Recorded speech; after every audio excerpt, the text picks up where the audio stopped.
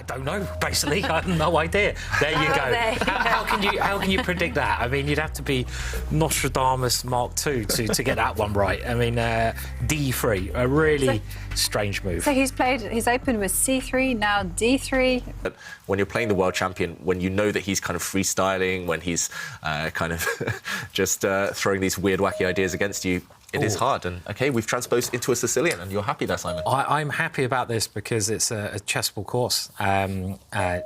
Is it? Yes, it is. Brilliant. I love it. Richard's a very strong international master, brilliant player and a brilliant theoretician. But this was called the British Grand Prix because a lot of British players were playing this particular setup that White goes for. And it's getting out of theory, so it's doing the kind of thing that I think Magnus likes doing. You're not into any real deep theory, and you can get often very good attacking chances. Luke McShane won a fantastic game in this against Cheparinov, going back to, I think, 2009. 2009 I can remember. Serbia. It was in the European Team Championships, and it was indeed. kind of a group. As well, and then basically Luke won this incredible game in 20 moves of it. So I'm obviously excited to see it because it was one of the most recent courses that I made, and it's an opening I've played quite a lot myself as well. Yeah, the whole idea is that if Black does attack at some point, Here he comes. Yeah, Here exactly. he comes. If Black does castle, then you can attack him. You throw pawns forward, you bring your bishop out, and I mean, you're basically a fortune teller, Simon, because the White Queen has indeed slid across one square. Yes. She's heading for this square. Now the H4 I'm square. excited about this. You know, if I'm the queen excited. slides out there. In the current position, it's Magnus to play. OK, he brings his knight out first. Slightly surprising he didn't rush to bring his queen into the attack. This one logical as well. The white knight on a decent square. More centralised. And that's an interesting question because he is, I would say, a very mature player, as in he doesn't normally like throwing all his eggs into one basket. He's not an all-in player by any means when he plays. So I don't know if he's going to throw everything towards the Black King. And you can see here the manoeuvre that he's done is another very normal manoeuvre, is try to make some exchanges of those dangerous pieces, and then start the queenside play. This move here, just moving the bishop once, it's a very slow move, that one. Would he even play a pawn sack fight? Here it comes. Here it comes. It's starting. So it's coming. And I can tell you that White has an incredible score here. You know, it just looks so dangerous. No surprise. It isn't any surprise. OK, meanwhile, the black bishop has jumped out, but that's the second time in a row that black bishop has just moved. Surprising. A loss of time for Vidit. It shows that he's clearly uncomfortable with the kind of incoming attack. If you take with your bishop, I guess the downside is that this pawn might drop off. You no longer protect this pawn and your rook is under fire if pieces come off the board. But secondly, the black bishop can restore the balance. White knight back on its starting square in a lot of structures, and you can see, and Vidit here now creating counterplay on the c-file. And I would actually say that Vidit's probably done a good job here of stopping any dangerous attack at least. Ooh, and Magnus is the one retreating. That's not a good sign for the world champion. Suddenly things are turning in Black's favour, and I think you're right, Simon. He should have bought your Chessable course. He should have been watching because this white knight is in the way. Still a very rich position in store, and OK, in the current position, he didn't take off White's knight. I'm slightly surprised he brought his queen out instead. And for example, after a trade here, Black actually wins the White Queen due to a pin. So White still has to be very careful. Don't be greedy, don't be hasty. Magnus just forcing actually this trade, bishop for knight. And you all at home are giving us creative answers. And bishop takes knight on the board. Throws all the punches in the first round, i.e. the opening. But they're not improving. They're all around like 2100. You might lose a lot of games, but you just got to try to do something different. Just look for top players who have your style. Choose openings that kind of complement that. But yeah, if you're playing for enjoyment, just want to attack, want to change things up for the sake of changing things up, then yeah. For Black to do anything. I know White doesn't have great development. Well, he's gone the other way. I wish I'd had a moment to say this because I was 100% sure. It wasn't even a question in my mind that Magnus would push this pawn. It's just a Magnus move. He does this all the time, and he loves his rook lifts.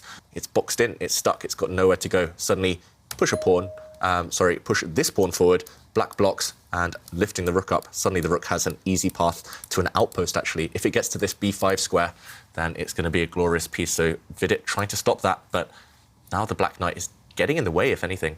Can the Black Knight maybe reroute itself. OK, he's gone for the more full frontal attack there. Yeah, and Simon, you mentioned Black's plans. I was about to suggest this one. Black's queen slides across one square. I think the simple plan is to get greedy, go and grab a pawn. Black's knight and queen both looking at White's A pawn.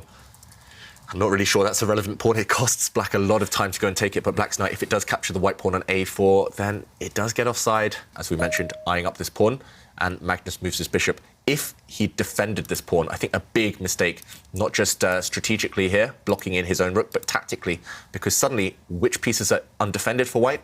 This one. And how many pieces are lined up against it? It's quite a lot. So Black could actually play knight takes pawn, attacking the queen, and if the pawn recaptures, then this bishop at the bottom of the board falls.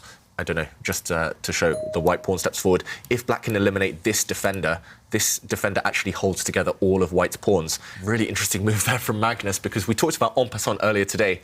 Sometimes I know a lot of players as well, we just forget about moves if they allow en passant, and this one wasn't even on my radar, I've got to admit.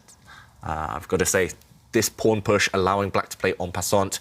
The whole idea is that White's bishop at the bottom of the board, the white light squared bishop on d1, is attacking Black's knight now. And I was about to say, if he jumps forward with his knight taking this pawn, then there's a risk this knight gets trapped behind enemy lines. White's bishop now, under fire, is about to move. I'm not sure exactly where, but next turn, White will try and trap this knight. The knight. Black can give up a knight for a bunch of pawns, but instead Magnus has gone in an opposite direction. He brought his bishop this way, and actually indirectly trying to attack the queen. So, for example, now if Black does try and evacuate the knight from no man's land, then suddenly White's pawn will step forward. This is an attack against the queen, and wow, it's really livening up now. Black is throwing everything at White's pawn chain, trying to trade off pawns here, but again, question is, what happens if White pushes forward, maybe, with his pawn in the centre, attacking the queen? And only 5 minutes to choose. Not easy. OK, he does take this pawn, double attack. Remember, attacking this knight and attacking the rook with your bishop. There's always going to be ideas of opening up this discovered attack against the queen, and Vidit decides it's desperate times, desperate measures are called for, and just to go back a couple of moves, here, after the white bishop leapt forward, Black's knight under attack. We've been highlighting it a few times, so it gave itself up. So Magnus has this look option. at this. So he's gone for a a really crazy move there. Oh, how is this on his radar? This is why the top players are so good, because we were all looking at this rook, or maybe running away from the attack. White's rook under fire, but Magnus has ignored both of those ideas and pushed forward.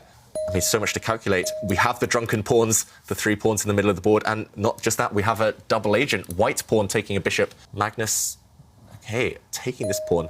Surprising. It's very surprising, all the because black now you pawns are can dropping. go queen takes pawn check.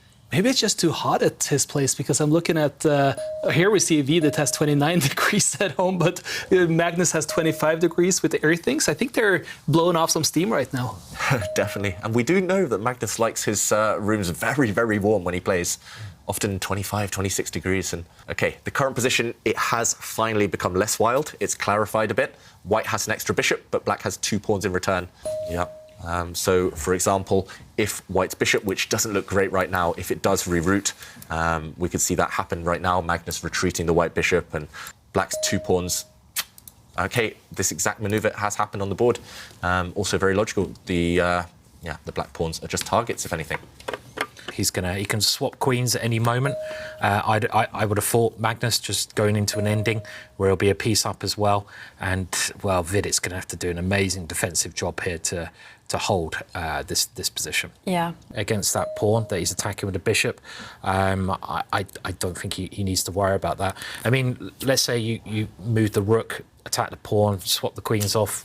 It's got to be winning, surely. Yeah, swapping the queens off, I don't think is that. So I'm just going to move my bishop back and attack that weakness with my rook. I mean, it's really delicate and nice manoeuvring there. OK, all right. OK, first he's attacking black. the black f7 pawn next to the black king. Black has to defend that with his rook. I think at some point it's going to become a real problem. I mean, maybe not now because it's not so complicated, but at some point things always get complicated, and that's when you need to have that extra time. There will be a moment where Magnus sets a trap or kind of forces Vidit to calculate, and having less than a minute. I'm trying to work out Magnus's plan, though. Maybe he's just doing a little bit of manoeuvring around for the time being until he works out the way to go forwards. I mean, But I always enjoy a good battle here. I'm hoping for a good finish where Vidit can actually put up some counterplay and we can have an enjoyable late game. That was a really boring answer, wasn't it? I was going to give a similarly boring answer, so you stole the words out of my mouth. So it's 2-2. 2-2. Okay. We got 2-2, yeah? And we all think, okay, Rook coming up to the 7th rank. Okay, I think this one's going to be winning for Magnus sooner or later. But I was going to say, I think it's going to be quite a long game still. So how many moves? That's How many moves? Oh. I'm going to say 100 just because I'm a sadist. Oh, you love 100. But it's 38 moves already. You know, it feels like they've played like 50 moves, but they haven't. Okay, I'll go 80. I'll go, yeah, It's going to be a long one. We're going to have to dig deep.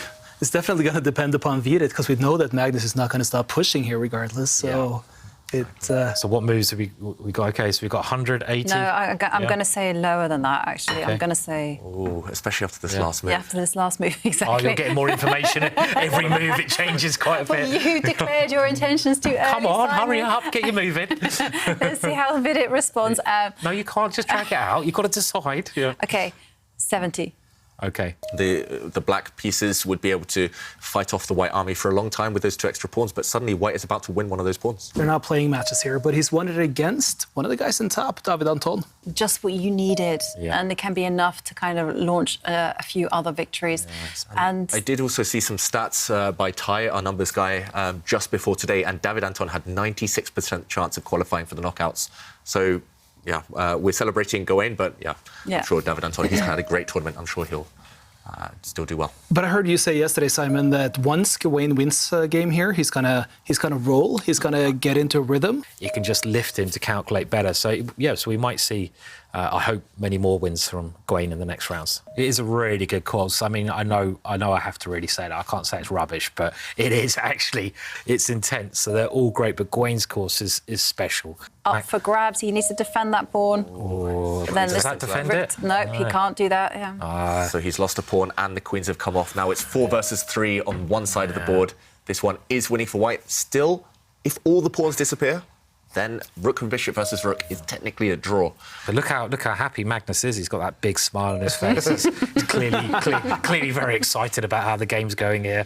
So, I mean, it's a good picture, isn't it? You know, I mean, being surrounded by this great British humor is one of the best places I could have been right now. I love that funny. comment, Simon. Well, yeah, Always he made looks me laugh. happy. Okay, so what is the winning plan for white?